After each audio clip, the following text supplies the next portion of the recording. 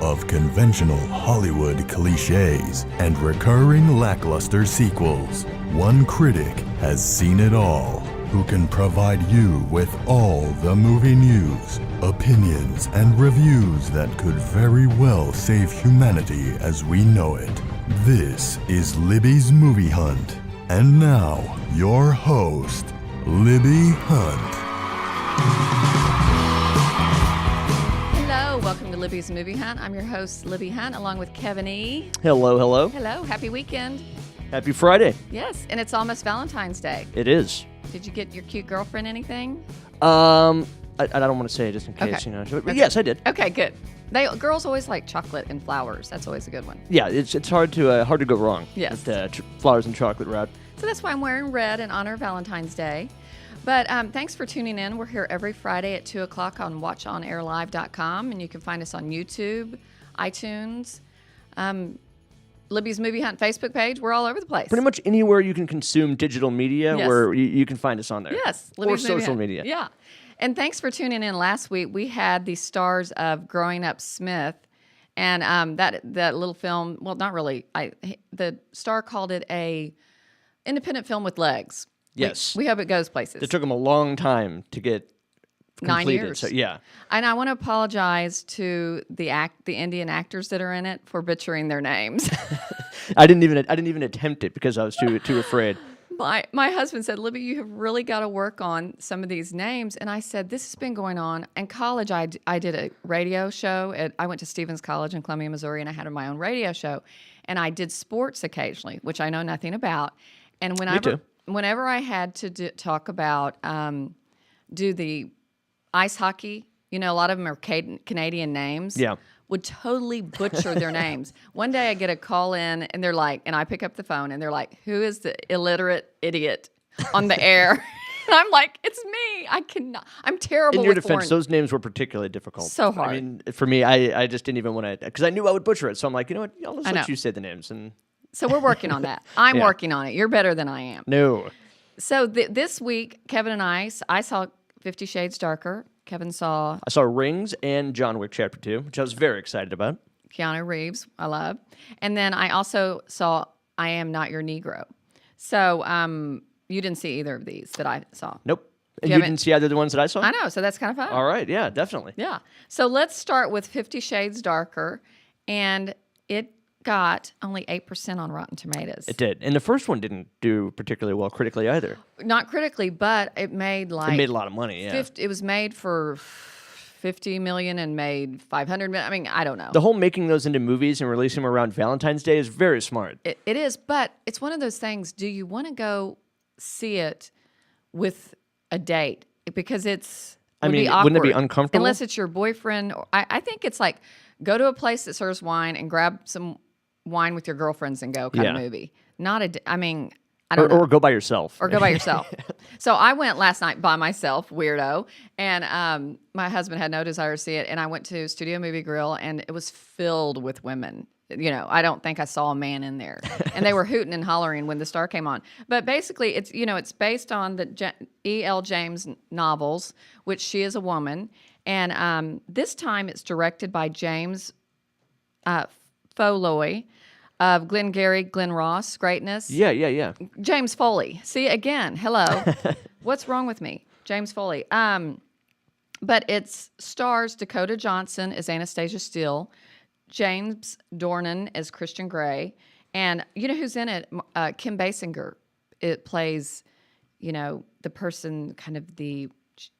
I didn't even know she was in that. Yeah, this You one don't see she her is. in that much anymore. She's still so beautiful. But she literally plays Elena Lincoln, this person that had been in Christian's life and kind of thinks she helped him, but she really didn't kind of make him kind of become the sadist he was. And she literally has these manic Joan Crawford scenes, though, that are like over the top. Really melodramatic. dramatic. Oh, Yeah. my God. So it's kind of corny. Also, Marcia Gay Harden, who I love, plays Mrs. Gray, Christian Gray's mother.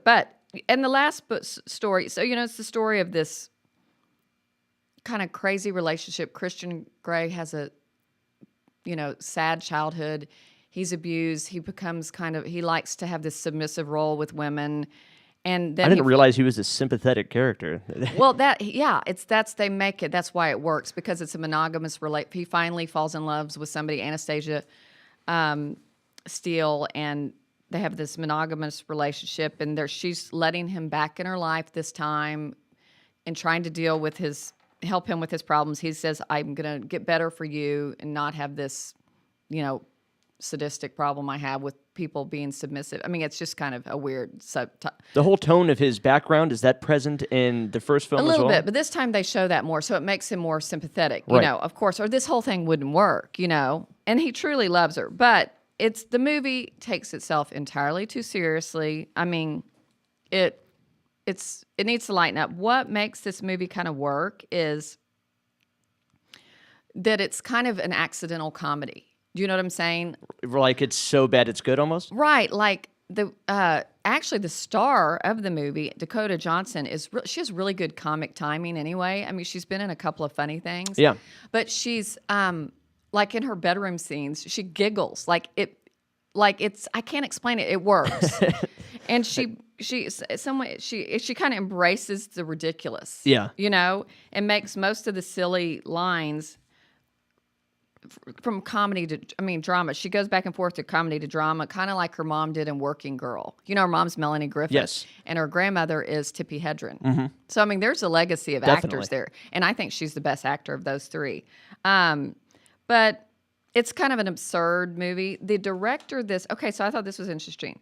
First time, was the whip smart screenwriter Kelly Marcel wrote it, the screenplay. Well, this time, they bring in a male screenwriter, Niall Leonard, and it's the novelist's husband wrote the screenplay this time. So I think they could keep it more true, because the first one, a woman did the screenplay, and there wasn't as much sex in it. And I think the novelist wanted to bring back more sex. This movie definitely has more sex. So I don't know. The cinematography is beautiful, and can you believe Danny Elfman did the score? Oh, I love Danny Elfman. You know what? He won an Academy Award for 50 Shades of Grey in 2015. Seriously? Yes, for this film. I had no Or he idea was at least nominated. there were even nominations. I mean, Yeah, for that movie. 50 But, Shades got nominated. I mean, he is really good. He's so good. So I have to say the musical score is great. I think the movie captures the Pacific Northwest really well. And there is a little bit of plot, some, shadowy figures from Christian's past come into the movie. So they're calling it kind of a drama thriller, but it's kind of a goofy drama thriller. It sets you up for the third film. But it's just really over the top. Over the top. I read the first two books, I'm embarrassed to say. How many are there? 3. Okay. And they're so poorly written. I hate to say that. Actually, these movies are better than the books. I actually started reading the third one. I went out to my trash can, which is in my garage, and chunked it in the trash can. Like, I do that sometimes with books that make me mad. Yeah. You know? You're just aggravating. I just threw it away. So, I give it a mildly popcorn-worthy rating.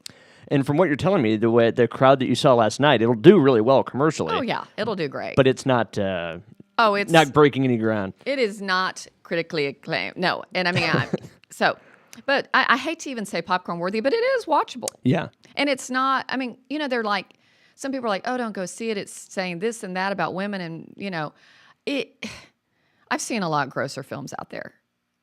I don't know why. I mean, from what I've heard about it, I know that there's a lot, it's high on the sexual content, but we were talking before the show, and I would think a film like Wolf of Wall Street would be way more graphic. It really was in some ways. But people just don't consider it that way. Well, people don't like that there's some bondage and all that. But yeah. It's goofy. I don't know. Mildly popcorn worthy. That's all I can say. All right. Okay. I probably talked too much. Tell us what you thought about John Wick. Okay, John Wick was I don't remember awesome. the first one at all. The first one was really good, too, and this is one of the rare cases I hardly ever could call. Yeah, I'm glad you always point out that I forget to put myself on the camera. Everybody needs to see you. Rarely is a sequel better than the first one, and this is definitely one of those. Like, I was shocked. It was really, really good. So this is the second one. Yes, and it picks up shortly after the first film. He's going to get his car back, and basically what happens is he kind of has his arm twisted into doing this hit, and it ends up turning back on him, and all of these assassins are coming after him just disguised as normal people. And that's pretty much the basic plot. Is The first one was the same kind of way. Assassins were after him. The whole yes, time. Right. except he was seeking vengeance in the first one over the death of his dog. A little bit different, but the plots are always kind of goofy and over the top. But it does exactly what a sequel should do. It gives you everything that you loved about the first one: just crazy, over the top, frenetic action. Keanu Reeves being cool. I mean, he really is cool in that role. And I've always thought he was a great actor. I liked him in all kinds of different films, and he disappeared for a little while. And now he's back, and I'm so glad he is, because these two movies are both great. I highly recommend it. I'm not going to call it Oscar-worthy, because, I mean, it's just ridiculous to call John Highly Wick 2 it. popcorn-worthy. Incredibly popcorn-worthy. I mean, that's the definition of popcorn-worthy. That's what you go to the movie to see. Oh, I'm Super excited. fast-paced, super entertaining, fun, cool. It's great. But say I don't remember the first one at all. Doesn't matter. Doesn't matter? No. Kind of like those ones with Jason Statham. Yeah, Jason Statham. Statham. See, again, what's wrong with me? It's a problem. So I can pick right, because those you can always kind of pick right up. Yeah, exactly. You don't really need the context of the first film. Are there any other stars in it? Yes. It's we- actually really cool. Lawrence Fishburne plays one of the crime bosses, and He's it's in cool just to everything. see them on screen again because they were in the Matrix films together. Oh, yes. Other than that, no, not really. Who did the same director do it? Do you know? What about I actually Rotten, don't know. Rotten Tomatoes? Did it Rotten do well? Tomatoes, it has a... Hold on, I got it pulled up here. Last I checked, it's a 90%. It was as high That's as good. 97 for a while, which is much higher even than the first one, but 90 is still really good. So, Rotten Tomatoes, is that critics or is that people? Rotten Tomatoes is an aggregator that takes all the nation's top critics and lumps it into a percentage, basically, based off their reviews. They also have an audience score that you can check as well, but the main score is critics. I wondered about that because I was like, if it's just your average audience, 50 Shades Grayer only got 8%. I'm like, you know what I'm saying? That And I feel like match up. audiences would like it more, and that's what it says on Rotten. Like critics, it only got an 8%, Wick? but audience score it has a 70%, which is much better. That's almost certified fresh. Right. So I mean, it's funny how much they can differ between the two. I'm so glad you taught me about Rotten Tomatoes. I love Rotten Tomatoes. Yes, I do too.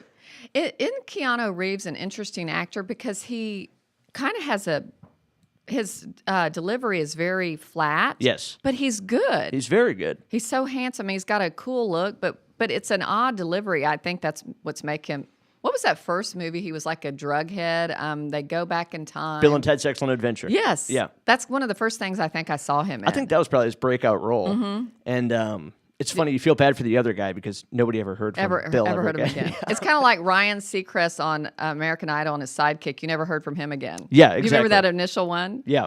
Oh, good. Well, I think I'm not going to be able to see it this weekend, but I'll definitely go see that. Definitely check it out. If you feel inclined, maybe watch because that's what I did. I watched the first one the night before, just so it was fresh in my mind. Can I find that on Netflix? I'm not sure actually. I know but there's all kinds You of- don't have to, but it is nice just to have a little context before. There's all kind of ways to find movies now because we don't rent them anymore. So I always want to know. Oh, speaking of that, I put it on Instagram and Facebook. Turner Classic Movies is showing 31 days of Oscar movies leading up to the Oscars, and they're on letter G right now. And like last night, any Oscar movies that have been nominated with letter G, like Gone with the Wind, are playing. Mm-hmm. So I watched that last night. I stayed up till 1 o'clock in the morning. I was up till 1 too. Yeah, but isn't that fun? Yeah. So catch the Oscar movies on I love that. TCM up till the Oscars. So our favorite night of the year. So you have anything else to say about John Wick? Just highly popcorn worthy? Definitely go see it, especially if you're a fan of the first one. Then yeah, you'll love it. And you don't need to watch the first one before seeing it. Okay, that makes me happy. Yeah, I mean you can pretty much jump right in. It looks good. Well, I'm so glad you saw it. Well, the third movie I saw was I Am Not Your Negro. And do you have any desire to see that? I'm not sure what exactly is it. Is It's it a nominated documentary for, or it's is a it document. It's nominated for an Oscar for documentary. It got 98% on Rotten Tomatoes. Okay. It's basically a documentary. Yeah, I saw it at a good score on Rotten. Raoul Peck directed it. Samuel L. Jackson is the narrator of it. But it's about James Baldwin. Have you ever heard of him? I'd never heard of him. No. Kind of I don't think so. a black activist in the 60s. And so it's my friend. Whenever you hear Baldwin associated with movies, I know. assume it's one of the Baldwin No, brothers. not one of the Baldwins. It's a black or African American activist and writer, wonderful novelist. I want to look up some stuff he's written. But basically, I want to say, if my friend Jeff Spears, he's called in before, is listening. He is a businessman and a little movie critic on the side in San Francisco. And here's what he said. I'm quoting you, Jeff. He said, "It's the most moving and compelling view of what it is like to be black in America, told by a writer with a front row seat. I will see this many times so it can sink into my heart and mind." And that's really how I felt. I thought that was really dead on. So basically, it's an incendiary snapshot of James Baldwin's observations of America in the 60s in the Civil Rights Movement. And what he did is he started writing a novel called Remember This House, and it tells the story of he was real good friends with Medgar Evers, Malcolm X, and Martin Luther King. And he writes about their assassination. And so he had only written 30 pages of this, and so this director takes it and he has Samuel L. Jackson narrate it, and he takes archival footage of James Baldwin talking. It's so interesting. I love it how they mix in, old footage and then present day stuff. And then he went a lot of times on the Dick Cavett show talking about, he was kind of a debater about civil rights, and actually he was a novelist, and he went over to Paris or France to live, and he was so upset how race relations were going in America that he moved back here to take action. And then he started writing, and then he died in 1987, which I think is interesting that he never finished this manuscript. So the filmmaker takes the manuscript and envisions, I guess, how it would end up and does this documentary. So it's kind of, it tracks the evolution of civil rights, I suppose. But, Right. I mean, from what I'm gathering from the reviews and stuff that I read, basically the message in the film kind of is that we're not as evolved as we thought after all this time. Right. That things really haven't come as far as we would Well, like it them makes to. you kind We of still have a long way to go. Well, that's what he's saying, and you kind of leave a little sad because he obviously still thinks we have a long way to go, and I think we've come a long way. But I think so, yeah. But, I mean, I could see where it would be a little depressing. it was a little depressing. You leave kind of going, God, bummer.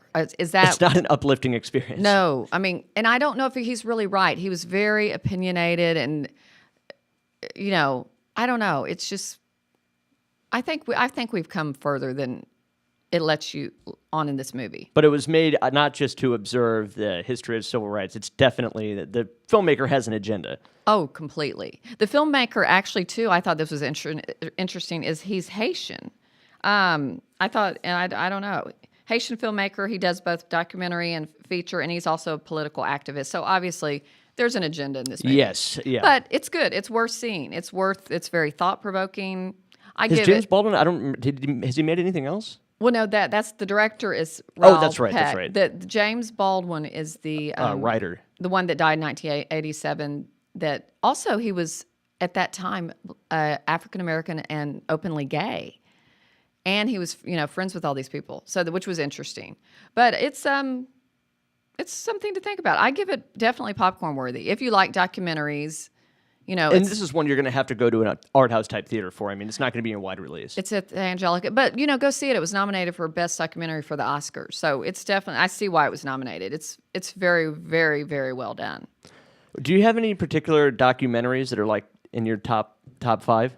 Heart of Darkness, the story of making Apocalypse Now. Have you ever seen that? No. Francis Ford Coppola's wife did it. It's her, and she filmed, how impossible that movie was to have made. Yes. All the documentation. It's called Heart of Darkness. Heart of Darkness. Mm-hmm. Oh. Really good. Do you have a documentary that you love? One that we watched in college that I really liked was Man on Wire, about tightrope walker walk between the Twin Towers. They made the feature film with it. Okay, and Joseph Gordon-Levitt. I didn't like that feature film I didn't see it at all. but the documentary was really good. Oh, good. Yeah. I actually watched that a couple times in a few different classes in college. I love documentaries. I do. I like documentaries too. They're fun. I try and find them on Netflix all the time. It's funny. Did you ever watch IFC, the Independent Film Channel? Yes. They play a lot of good movies, and you brought up Apocalypse Now the other night. I was up till 1 watching Full Metal Jacket was on there. Oh my gosh, that's so and good. I couldn't turn it off because it was the very beginning. And Stanley Kubrick. Yep. The very Yeah. beginning when all they're getting their head shaved, and I was like, all right, I can't turn this off now. I So I ended up know. watching the entire movie. I know my husband gets after me because he's like, "Don't start watching Gone with the Wind tonight." Same thing, you have I to have get to up. see the whole thing. Yeah. I know. We always come across those we like. How much time do we have? A few minutes. Yeah, we got time. Okay, so I went to hear a speaker this week, a film. Well, you went to film school, a film professor that teaches at Yale, and God, it made me want to go to film school. Did you just love film school? It was a lot of fun. I mean, I think I'm in film school because I go to films every week, but Yeah, the screenings and stuff were always really fun in school. What was not fun, what I realized, was the actual production. I'm like, I'm not good at anything actively involved in video, like Oh, so- operating a camera or editing video or anything like that. Directing, not for me. you just liked learning about the films. Yes, like exactly. The history of them, and I took a sci-fi film class, a horror film class, all kinds of different ones that were really fun because You a lot would of love times just that. the class was just you go into a theater and you watch a movie, and that's all it was for the day. If you go to film school, do you have to write papers? Because I've been thinking yeah. about going back to school, and I'm like, oh, I don't want to write papers anymore. You do definitely have to write papers. I know. I won't be going back to film school. Yeah, I would always do because they would give you an option a lot of times of what to write a paper on. They give you a list of movies, and I would always pick the least desirable, most obscure one because I'm like, that's the one that the teacher picked specifically, thinking no one will write about it. Oh, so that's a good idea. Because one year it was the Hurt Locker was on the list, and then at the very bottom was The Station Agent, and I'm like, that's what I'm going to watch with Peter Dinklage. I don't even remember that movie. It's a really good And so movie. you had to write a paper So I on wrote a it? paper on The Station Agent And because I'm so- like, everyone's going to pick the Hurt Locker. See, that was smart. You're a smart guy. Well, so what this guy, and I want to see if you agree, if you even know these movies, he said the 4 most influential movies to him in cinema history, starting with, talkies. Yeah, Okay, his pick was The Jazz Singer, obviously with Al Jolson. Al Jolson, yeah, Because 1927. you introduce sound music, and they merge. So I understand It's that. the first talkie. So I mean, First that- talkie, so yeah. that's the most important film to him. Second most important film, I had never heard of it. I'm a Fugitive from a Chain Gang, 1932. I've never heard of that. Okay, well, he said, 32 is a good year for movies, though. Todd Browning's Freaks also came out that year. really? Yeah. Oh, I've heard of that, but I've never seen it. Oh, you should check it out.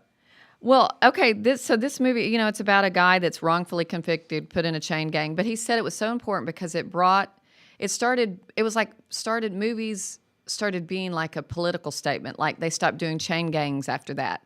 They gave prisoners more rights. It was the first time in images on the theater where he goes in to sell, he gets out of jail or whatever, escapes, to sell he had been in the war, his gold trophy, and he can't get anything for it. It was the time, obviously, of the Depression. Yeah. And so they zero in on the gold trophies, and he said it shows like what's said, not said, but what's shown is so important in a film sometimes. The silence of a movie where you just show something in images. I thought that was interesting. Yeah, definitely. And actors this is when they started bringing actors from theater, not those over-the-top actors like, honey, I'm home. Right. Like, honey, I'm home. You know what I mean? So it started showing more filmmaking reaction, being seen. And it showed how Hollywood aroused all sorts of evil in the world. It's that movie. I don't know. It's interesting. And lots of movies.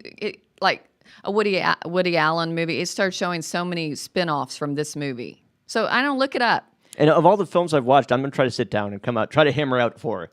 I'll try to do that for next week. That are 4 that important. I think are most influential. Most influential. That's the right word. Okay. His third one I thought was interesting. The Graduate, 1967, directed by Mike Nichols. It's the only comedy that's, he said something about that's in the top 10 of, people like listed 100 movies, top 10. It's in the top 10. It's the only one that's a comedy.